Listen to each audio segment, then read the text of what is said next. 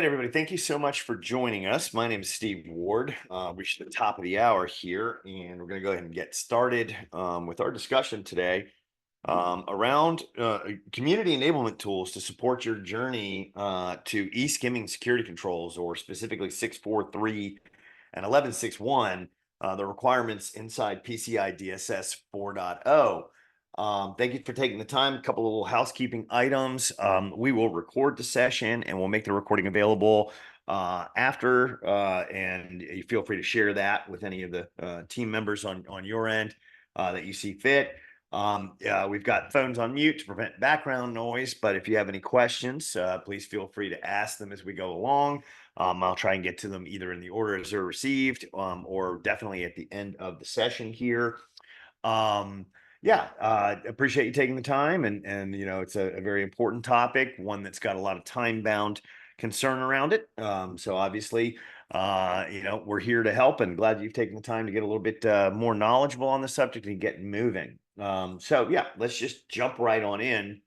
I wanted to give you a little bit of background on who we were as an organization, where we kind of sit in the broader scheme of things, and just sort of give you a little bit of a detail on source defense and our perch as it relates to this whole subject and topic of e-skimming security controls.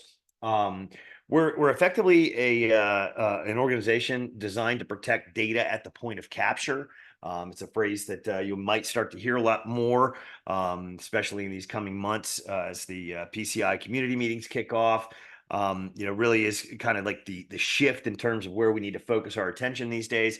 As you might know, in security and in compliance around PCI, for a long time, the question was around how do we do a better job securing data in transit and data at rest as it crosses our networks, and then on the back end into our systems and our servers. Really, the goalpost has shifted, to the point where we've done such a good job there, and the adversary has found it more and more difficult, to capture ill-gotten gains, across those two, areas, that they've had to shift their focus to stealing data as it's being entered into the forms that power the modern website. So we are a websec firm, web security firm.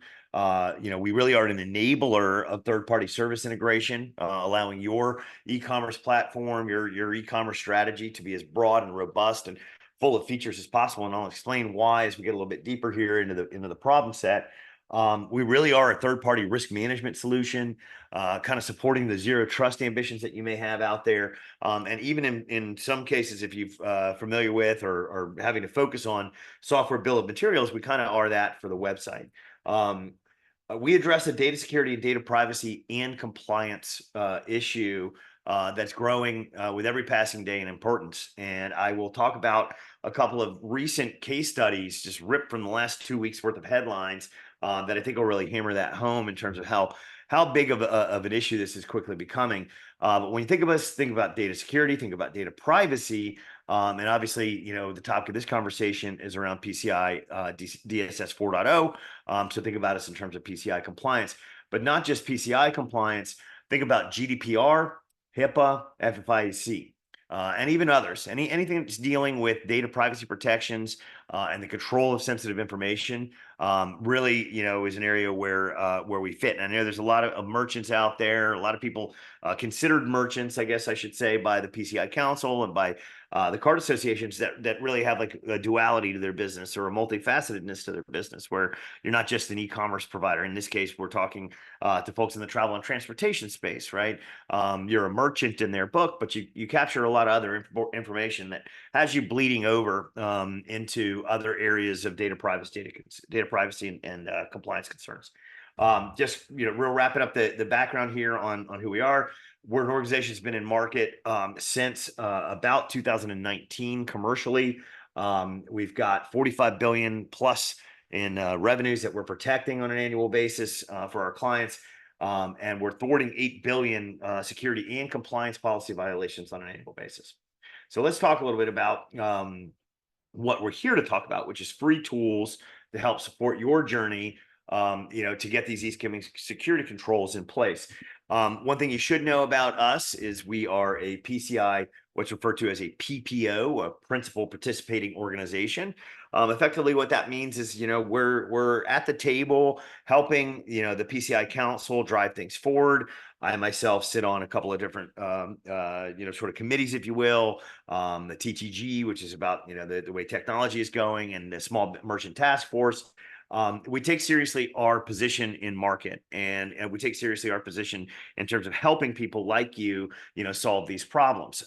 We're experts in this space, really the pioneer in client-side security, and have spent the better part of the last year, I would say even maybe about a year and a half, really trying to bring to market a lot of education, a lot of support tools, helping both the merchants as well as the QSAs that serve them, the qualified security assessors that serve them, and even extending our focus into the broader ecosystem. So the e-commerce platform providers and the payment service providers, and sort of everybody in the sort of PCI family, if you will. We're trying to help. And for today, we want to talk about a few free tools that can really get you moving down the pathway of solving this problem. Hang on, just got to make sure that slide advances.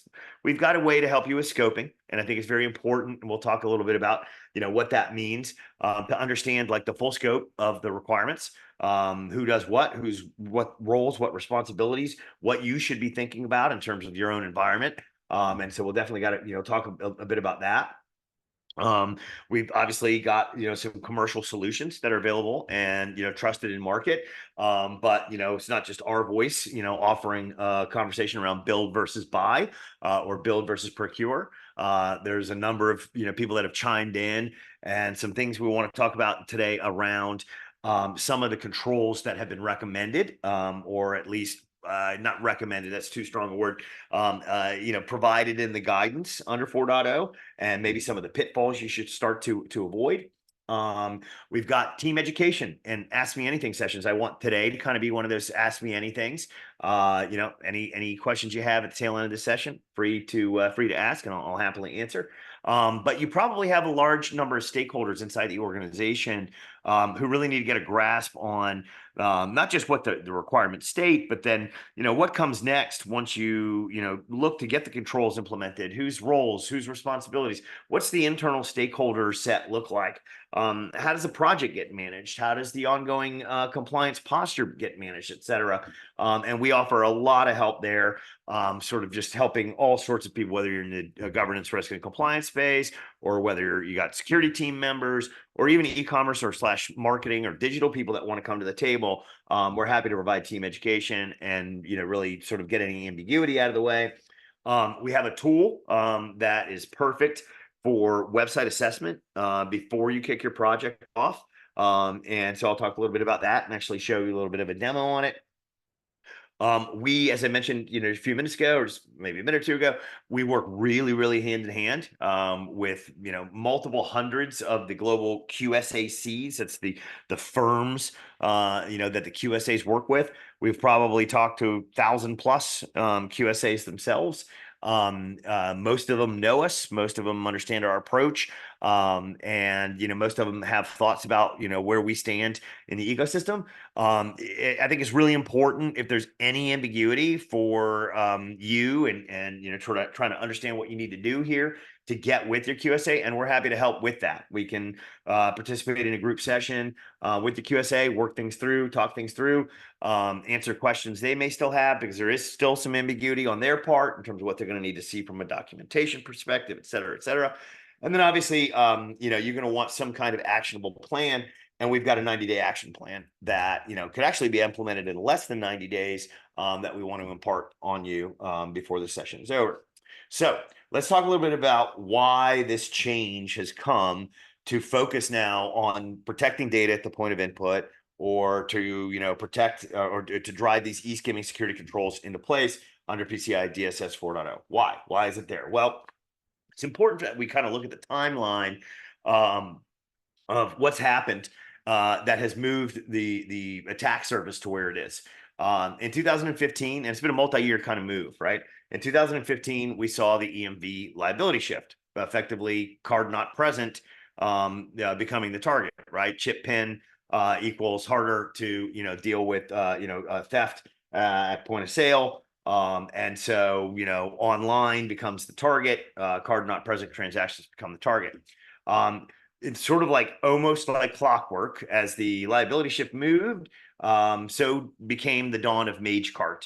And you might hear, e-skimming referred to as MageCart or clickjacking or credential harvesting, any number of different, sort of terms that are synonymous with the same thing. Stealing data from forms as consumers are inputting them into your website, right? MageCart actually is the name of a group of actors, but it's kind of become synonymous with the attack side as well, because in the early days, it was a lot of picking on Magento.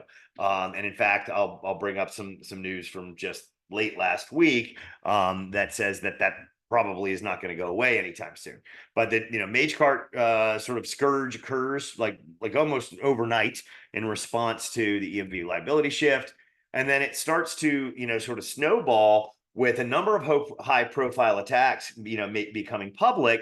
That were slow and low, that had flown under the radar, that had been going on for quite some time, that were not detected because this was an area of security where people did not have focus, a blind spot, if you will, in our security strategies, where the server side and WAF and protecting the server itself was thought to be sort of the final perimeter of the threat, but really not the case. So you saw BA and Ticketmaster, as a couple of the high profile breaches that were disclosed in 2018. In 2019, that actually resulted with British Airways, being fined under the GDPR regime. At the time, the biggest GDPR fine that had ever been levied, multiple $100 million GDPR fine, right at the dawn of the pandemic. And so that was actually reduced down to about a $20 million fine, but still very, very large, very impactful and material to the business. And as I mentioned, earlier, when we talk about where we sit, it's not just about PCI. There may be other things, and you guys in the travel and transportation space definitely doing international sales.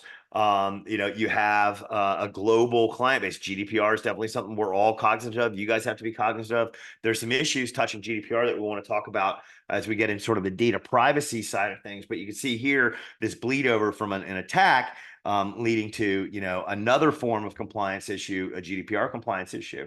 In 2020, there was an exponential shift, right? In the way we all do business, and that's actually stayed with us, right? Consumers have shifted everything because of the pandemic, sort of into this behavior of being largely online, or at least online first. And in the case of some of the attendees on this call, it's online only, right? If I'm going in and I want to procure airline tickets, I'm either doing it direct through your site, or I'm doing it through a partner. And when we talk to the broader e-commerce world and the merchant world, they've seen that as well, right? Shopping online before going to a store, or even replacement of going to a store. And these high-profile breaches continued in this time frame. Hannah Anderson and some others, where like ripped into the headlines. But the adversary also decided they wanted to shift to a one-to-many. And so what they found was the ease of use with which way they can make these attacks happen. They'd go after the small merchant just as easy as the big brand names that we all know. So PCI DSS, the PCI Council responded to this in 2022 with the release of PCI DSS 4.0. It seems crazy that it was about 2.5 years ago that happened. But, as happens with any of these major releases, there's a time, where they give us a chance to, make the transition. The particular requirements for e-skimming security actually are not required to be in place until March of 2025, so your next rock. But, the threat exists. And I will talk a little bit about a couple of the incidents that really should hammer that home. You should be moving now. Again, this whole discussion is designed to help you get moving. Don't wait till 2025. I think it's a fool's errand at this point in time. In 2023, 100 million plus cards were found online for sale in the dark web, with the vast majority of being card not present. So you can tell that the cardholder data theft is happening, in large numbers. We've seen, and we'll be releasing some data at the PCI North America conference in a talk that I'm giving along with Verizon, releasing some data in terms of the way that the digital supply chain looks. We've seen actually a massive increase in the utilization of third-party partners on the modern website. And that's really the way these attacks happen. And I'm about to get into that and sort of get under the covers on the technical side. A massive increase there, that just says the threat landscape is still hot. The adversaries are still there. The vulnerabilities that exist are now getting bigger and broader. The modern website is calling in more of a digital supply chain than it ever has before. And those digital supply chain partners are a super weak link in security. And that is why PCI DSS 4.0, under these giving controls that are now required by 2025, says you've got to manage those partners and the scripts that run on those on your websites. You've got to have a form of control over top of them, because you cannot vet what those scripts are doing, and so you cannot verify if they've been compromised or not. And that's really what this whole conversation is about, is managing the scripts that run on your website, managing the partners that you work with, and protecting these third-party code integrations that now power the vast majority of the web experience. Visa has said the targeting of e-commerce platforms and third-party code integrations are among the most common tactics utilized by threat actors. They're targeting supply chains and third-party service providers with high frequency and exhibiting continued interest in payment account data and PII. That was a warning as of middle of 2022. I'm sorry, middle of 2023. And it remains just as big of a concern today, as evidenced by a couple of things that literally have just happened.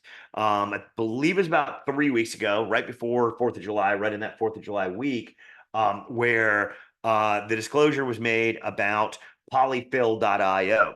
And this may be something that caught your attention, but it really hammers home sort of the widespread nature of the use of third-party code integrations, as well as the vulnerabilities or the lack of security controls over those integrations and what that might lead to. So polyfill.io was an open source project that was designed to help what should I say, old browsers be able to interface with the modern web, in such a way that it didn't break the web experience. So think, like outdated old browser versions.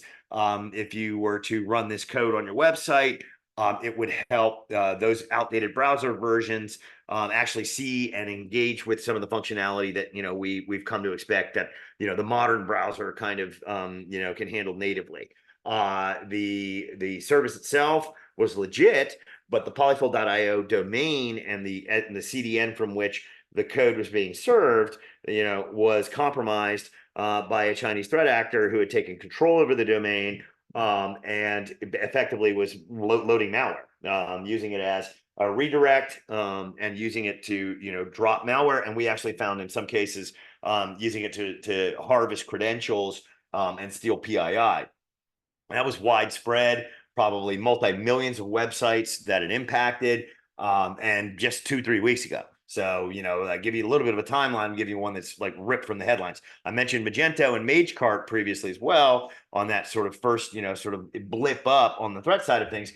Just at the end of last week, it was disclosed that there was a 0-day flaw in Adobe Commerce, i.e. Magento, that impacted multiple versions of Magento, that if exploited could lead to RCE, so super critical, remote code execution, so super critical, 0-day that had to be fixed. And just again highlights this is happening every day, even though it may not be the CNN headline news kind of discussion. So the way these attacks happen, the way these third-party services are attacked, the way the supply chain opens you up, is through JavaScript. JavaScript is basically everything, everywhere, all at once. JavaScript is a great programming language that was put together, really to drive the web forward. It has a lot of benefit, to the web experience, but it has a lot of potential bad stuff that can happen with it, because it can effectively perform any action and behave in any way it desires on any site where it's running. and it happens to be running on 97% of all websites around the world. There's no native security controls. There have not been until this focus on client-side security and e-skimming security, even controls brought, to the market from folks like Source Defense. And so it's been the wild, wild west of running all this script in literally every single consumer's transaction with your website. So some of the names on this call, you're dealing with tens and hundreds of millions even of people on an annual basis. It's 100 millions opportunity for the data to be stolen, whether that be credit card data in the case of the PCI focus, or PII, or PHI, health information, things of that nature. And it again mentioned these types of attacks: mage card, e-skimming, form jacking, et cetera, that compromise JavaScript and effectively, use it as this attack pathway towards the data at the point of input. But why did we do it? Well, why has this problem gotten so far? We've moved from brick and mortar. We talked about that, in terms of like the evolution, driven by the pandemic. Experience means everything. We need these third parties in our websites because they do a lot of great things for us. They give us multimedia capabilities. They give us, the ability to have people leave reviews and to cross post about things that they like, and give feedback on our products. All the social interaction and the social integrations that occur, and all the tracking and the cross platform targeting and marketing that goes on, chat bots, analytics, all of the things that sort of like, there's back end business functionality, there's front end functionality that the consumer wants, and there's that middle ground where there's a better ad experience and a better way for us to increase conversion rates on the online storefront. All of that's powered by JavaScript, and all of it's powered by all these various different third parties that we plug in and let their JavaScript run. Widgets, dynamic forms, order processing, video, site analytics, all of these things, right? To the point where our data from about a year and a half ago, and again, this is to be refreshed with the speech I'm giving at PCI North America, but showed that there were roughly 12 third-party scripts running per site, with the same number of them being on sensitive pages. So think, payment flows and checkout, and an additional 3 fourth-party scripts running or being called in by those 12 third parties. So like 15 different partners, right, running, script on your website to millions and millions of consumers that you have no idea what's in it, right? Have no idea how to vet it or control it, and no tools in place to stop a bad guy from compromising that and then leading to that being stealing, data from the consumer. 82% of the code and the actions of that code running on your website are outside of your control. So I would just let that sink in for a second. We talk about like third-party risk management. We talk about minimizing the attack surface, or we talk about zero trust. These concepts that are there and have been running in security for some time now. It's like we completely ignored what was going on with the modern website and lost track of it, at the same time that the website was becoming such an integral component to actual business transactions. So, something had to be done. Something's got to be done. And something's got to be done not just at an attack level. It also needs to be something we consider about on the data privacy side. It's one thing I wanted to emphasize in this discussion. When you think about PCI and what they're telling you to do, they want the cardholder data protected. But you think about other things like GDPR or HIPAA or FIC, these other things that you may be governed by as well. There's a lot of evidence to suggest that not monitoring and not managing these partners and not managing the script running on these pages could get you in hot water there. We mentioned the GDPR fine that came from the British Airways hack, but even outside of like an adversary causing a problem, a lot of websites are unaware of what they're allowing their partners to do, and they're getting themselves in real hot water. Couple of examples: healthcare organizations deploying the Metapixel, which powers, right, Facebook and Instagram and the whole suite there, and not recognizing that it was effectively scraping data in very highly sensitive areas of the healthcare information gathering process, and then using that scraped data to then go and advertise to the consumers that it set cookies against, and that it scraped data from for healthcare treatments, right? why does my Instagram and my Facebook feed now have ads promoted towards a health condition that no one should know I have? Oh, the source of that happened to be, the healthcare website that I was interacting with, which skimmed all this information and shared it. And so you got to get control over the partners, irrespective of whether or not there's an attack-based threat. There's a data privacy concern that originates simply from the power of what we allow these partners to do and the way these scripts are written. When we think about like what these scripts can do, it's pretty crazy. So everything written up here, what makes third-party scripts so dangerous, right? I mentioned a third-party script infected by shadow code or effectively compromised by the adversary, can do these things, but it actually can do these things in most cases by design. So let's talk about it. Change page content, right? Load different experience based upon user interaction. Record keystrokes. Why is that important in a non-attack based mechanism? Because we're trying to look at data capture or automatic form fill, things of that nature. Add content, images, text, video, form fields. Dynamic, continuation of the checkout experience. People who bought this also want that. You want a hotel with that airline ticket.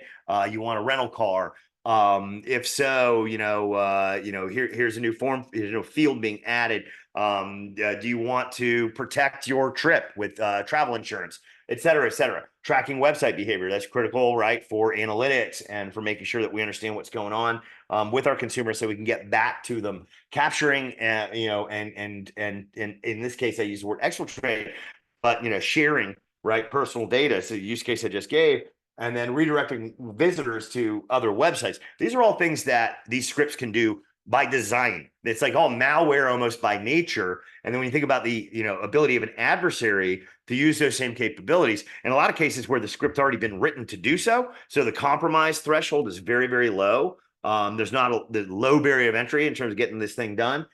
This really, really makes it, I think hopefully clear, the types of bad things that can happen with this sort of wild, wild west of script management or non-script management. So PCI says you got this gap to fill. We've got to extend the perimeter. The perimeter is now extended to the browser. Again, PCI says, data in transit, data at rest, and, we've coined the phrase data at the point of input, but that's effectively what this is all about. And what do they say you got to do? You have got to, and I use payment page quotes here. You've got to do two things under 643 and 1161. Okay. You've got to inventory every script that's running on your website. And in their case, they say payment pages, but when we talk about scope, you'll see what I mean is payment flows. And so, we really recommend this be a broader, excuse me, site-wide type of focus. Control the entire website and these scripts running everywhere. I think that polyfill example is a great example of why as well. But their words right now, not mine. Payment pages, inventory every script running on the payment pages.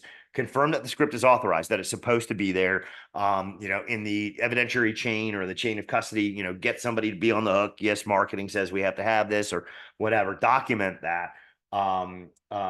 Ensure the integrity of each of those scripts. So you have to have a way to make sure they have not been compromised. And that really gets into the notion of understanding the behaviors of those scripts, monitoring those behaviors, controlling those behaviors, ensuring that those behaviors don't deviate. And that's a hard game without a system in place to do so. Monitor the payment page headers, the HTTPS headers, once every 7 days. That's actually the most frequent, I believe, requirement under PCI DSS writ large. And then alert and block on all malicious scripts or malicious activities, that are running on these pages, right? So effectively get control of the situation. Don't let the bad guys, compromise. If they do, have a way to stop the compromise and process, right? So, payment pages, and we talk about scoping support as one of the sort of community enablement things, right? I use air quotes around payment pages because we really believe, and we get, others in the market, a lot of different, QSAs we've talked to, in particular, Coalfire here, believe that the scope needs to be broader than payment pages, and it really needs to get into this notion of payment flows. So here's some common misconceptions, right? I fully redirect my checkout to my e-commerce provider, so I'm good, right? No, you're not, because the requirement actually says that you have to have control and access and visibility into what the scripts are that are running before that link, is taking place, right? The page on which the e-commerce checkout happens needs to be reported on and managed on. My e-commerce provider is going to block all malicious scripts on payment page, or all scripts in total on payment pages. I'm good. I'm good. In what we need to understand is that if the third-party compromise can occur in such a way to change the payment flow, right? So in other words, to trick the consumer into thinking they're in the payment process, but they aren't, they can still steal the data. And so if you say, oh, well, I'm going to run 18 third-party partner scripts across my entire website, including, in the product selection, or in the case of this, including like the selection of flights and things of that nature, I'm good. And then, but when it gets to checkout, I'm good. Well, the consumer can be redirected at any point, anywhere in your website experience because of that third-party compromise. So you really got to look at like the entire flow, or effectively anywhere where the user might be starting that pathway to get to checkout. I fully outsource payments. We segregated the environment from a website, on purpose. I'm good. No, again, you have to have a way to make sure that any data is being captured, isn't being compromised, or that a redirect is not occurring that gets the consumer off the page. We only run first-party scripts on our payment pages. You're talking all about third-party scripts. The scope actually talks about first-party scripts as well. While it is harder, first-party scripts can be compromised. That is a server-based compromise, right? They got to get to your server versus just compromising one of the supply chain partners. But the requirements for 643 and 1161 do not designate between first and third or fourth, right? They just say all scripts, or I believe they've called it out in particular now with the 4.0.1 clarification. I believe they actually did say. So full stop, right? Don't think you're, like, oh, I don't have this problem, I don't need to do anything about it. We got to do something about it. And you also need to think about, what is the ultimate goal? Is the goal security, or is it compliance, right? I think all of us are, using compliance in our daily lives as a bar for us to reach, as a guideline, as something we must do, which is very important, right? It's good. But it should be used as a springboard into broader security thinking. And so you want to protect your consumer, right? You want to protect your business, right? You don't want to just comply. And this is why, page really means flow. Again, compromised scripts anywhere in the site can be used to change the checkout process, right? We mentioned earlier, can change page content, add content like images, text, video, and form fields, or redirect visitors to websites under the attacker control, which could be spoofed to look just like yours, right? And so, if they can grab them and take them somewhere else, you really need to make sure you're doing site-wide protection or monitoring and managing all the scripts that are running anywhere in the website. Also, let's get into what the definition of a payment page is. And this is in the Coalfire white paper. Payment page in the PCI DSS 4.0 is a web-based user interface containing one or more form elements intended to capture account data from a consumer or submit captured account data. Can be rendered as any one of the following: a single document or instance, a document or component displayed in an inline frame with a non-payment page, okay? Or multiple documents or components, each containing one or more form elements contained in multiple inline frames within a non-payment page. That is like so wordy and sounding kind of, huh? A Coalfire like distills it down. The entire payment flow is what needs protecting. Payment, not page, is the important part of the definition. It can be simple pages or complex multi-part workflows. Any page understood by the consumer to be part of checkout, from like add cart forward, right? If the user thinks they're doing business with you, they're doing business with you, right? So you got to be aware of the addition of card capture forms by adversaries or bogus form fields, redirects that can lead to key logging, credit card data theft, etc. So, be logical in your approach here. Like, oh, well, the standard says I only have to protect the payment pages, so I'm good. Well, until like a year from now, when you're compromised, and being PCI compliant did nothing to help you keep yourself from dealing with the cost of the breach, the fallout, the brand damage, and all of the things that come with it. So think bigger picture. As we go along here, I'll put up these QR codes. I don't know if you got your phone out, and it may not be the desired way to do it.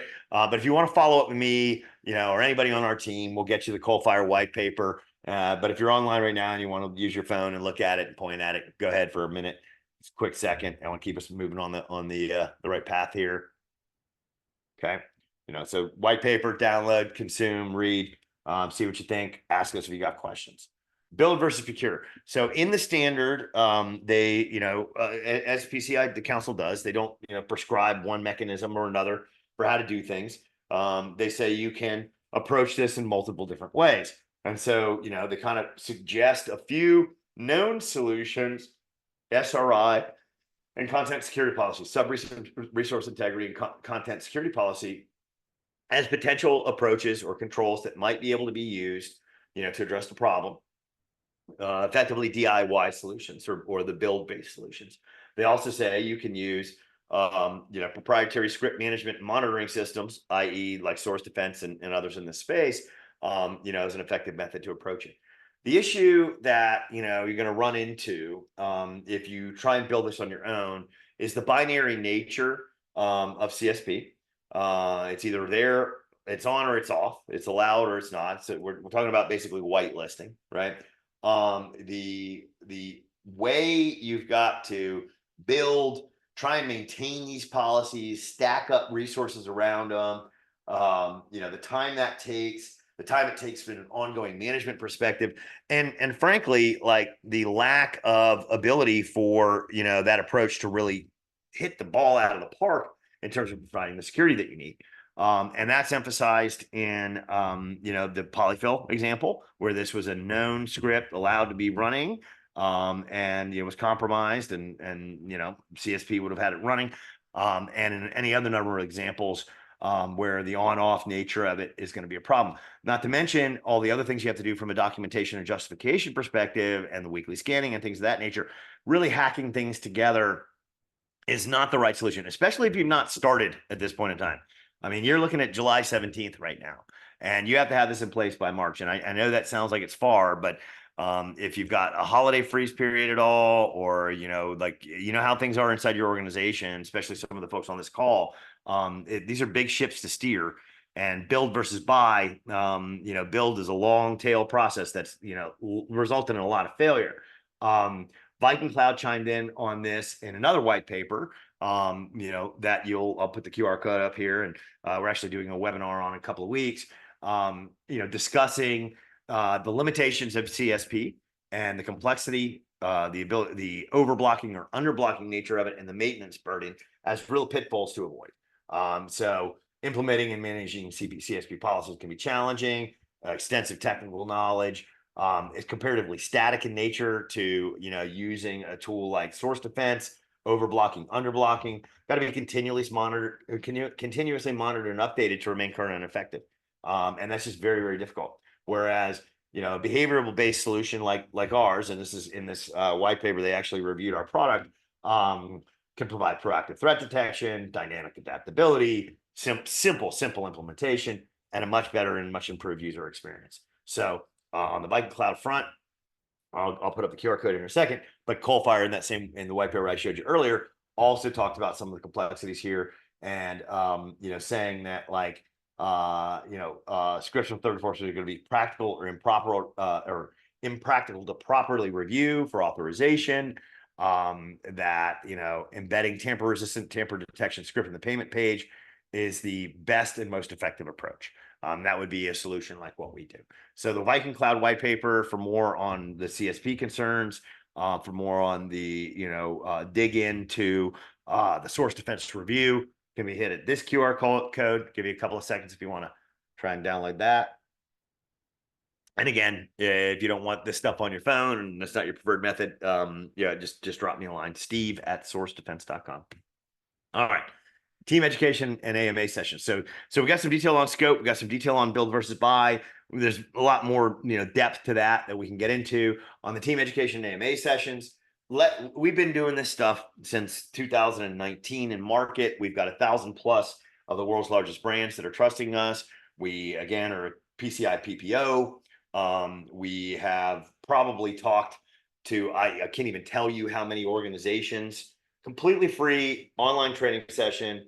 Give us a couple of weeks. Let's get it scheduled. We'll bring to bear, a lot of the knowledge of what the problem is, what the threat is. We'll bring a real world discussion around your environment to the table. Let's help, sort of like get the ambiguity out of this, give you a high level training on the overview, the scope, approaches, and include all the stakeholders in your project. It's effectively consider it like a way to jumpstart this project, get everyone on the same page and get them moving. We're happy to do that completely free, effectively consult for you with no consultation fee. And so if you want to schedule a group training, there's a QR code to do that. And again, I'm going to repeat myself, Steve at sourcedefense.com. If you want to reach out to me, we can definitely make that happen. All right, so let's get into this notion of like a free tool to do a pre-project website assessment. We actually can give you full visibility into your current environment or your current multiple environments if you have multiple web properties in a matter of days. And this is effectively using a version of our product which is an external detection-based version of our product. We have a protection-based version of our product that just takes everything off the table. It's a couple of lines of code. You drop it in, to the top of the website, and we effectively become, the script to rule all scripts. But in this case, this is like outside looking in, quick, good way to kind of get the assessment moving and understand what your scope looks like. We can do this in a matter of days with this, detect based or externally facing PCI focused dashboard. So what we do, we will give us the URLs. We're going to point our tech at those URLs. We're going to come back. We're going to give you a full script inventory, everything that we could find. Scripts that are there. We'll give you a script tree. We'll show you where they are, on what pages. We'll give you detail related to what they're intended to do, who the script owners are, etc. Everything you need for an inventory. And believe it or not, a lot of this is a big aha moment for a lot of compliance and security teams who don't really know what the web owners have been doing, right? Don't really understand, like, wow, we have 42 different partners plugged into our website. Do we even need them all? No, 16 of them we didn't even know we had there because they're from a previous, marketing regime or whatever. That happens more often than you would expect. So we can get that script inventory, completely outside looking in real quick and in your face, to have this sort of discussion with your team. We'll tell you the scripts, not only the ones that are there, but he talk about even more of an aha moment, the ones that your partners are calling on. And there's fourth parties and fifth parties and nth parties that are called on all the time. So I'll give you like an example. Like, so Google Analytics may call in, or maybe a better example would be like, Meta is calling in Google Analytics, is calling in an adware firm, et cetera, et cetera. Those types of relationships happen all the time. And that multi-party compromise through that supply chain is something that we're seeing more and more. So it wasn't even the owner of the script that was hit. It was a script partner that you didn't even know you were working with that got compromised and led to, sort of the multi-chained effect through the supply chain. Will allow you to kind of start looking at what that justification process looks like. In fact, like, this is effectively a piece of freeware. And so, you can use it as an assessment tool. Most people do not stay here. They move immediately over to Protect, or what we call Protect, because it's just a simple, super easy, quick, cost effective, low burden type of solution that, hammers home and delivers on its promise. But you could start using this as a way to kind of look at what like the justification process is going to look like, how you guys are going to work out roles and responsibilities. We'll give you the ability to kind of do that inside this platform. We will scan web headers for you for a period of time. Some people use this freeware as a complete replacement to a POC. They just kind of get in there, we get moving, we explain what's going on, and then the next thing you know, we're talking about the broader project. And then we'll start firing off alerts in that assessment time period where we're telling you things that we are seeing that are suspicious in nature, risky in behavior, or directly indicate compromise. One thing that won't happen is we won't block any malicious script behavior. So you can get a dashboard, you can request that, get moving on that through this QR code, or again, Steve at sourcedefense.com, Steve at sourcedefense.com. And I think there's two last ones. The QSA working session, as I mentioned at the top of the discussion, we work with a bunch of QSAs. We work with a bunch of QSACs. We know probably at some point we've touched, your partner in conversation somewhere. If you have any questions or you want us to support a conversation with your QSA, just let us know.